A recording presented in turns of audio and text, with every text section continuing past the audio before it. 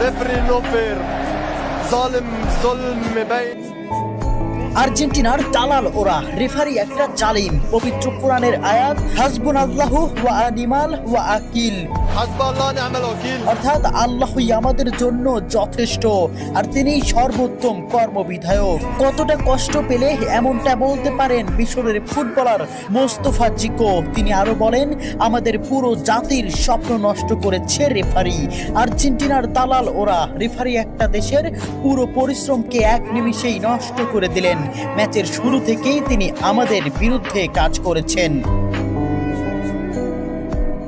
চোখের জলকে সঙ্গী করে আটালান্টার সবুজ ঘাসে পড়ে থাকেন মিশরের স্বপ্নবাজরা। 3-2 গোলে শেষ তাদের বিশ্বকাপের যাত্রা। ম্যাচে ফ্রাসোয়া ল্যাটিক্সিয়া রেফারি হিসেবে দায়িত্ব পালন করেন।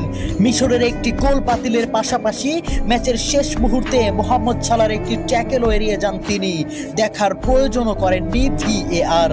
জানিয়ে রীতিমতো তুলপাড় ফুটবল বিশ্ব।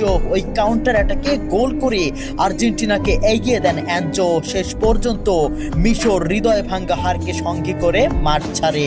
ম্যাচ শেষে সংবাদ সম্মেলনে রেফারির কড়া সমালোচনা করেন ওসাম হাসান। তার দাবি, মিশর ন্যায় বিচার পায়নি।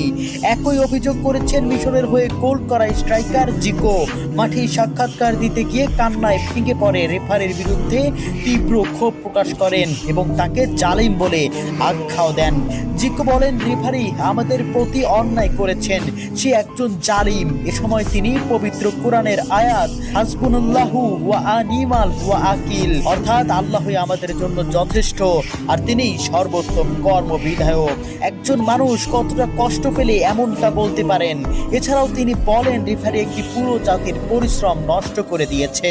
সাক্ষাৎকারের একেবারে শেষ দিকে জিকো আরো গুরুতর অভিযোগ তুলে বলেন, এই শিরোপা আর্জেন্টিনার দিকেই পরিচালিত হচ্ছে।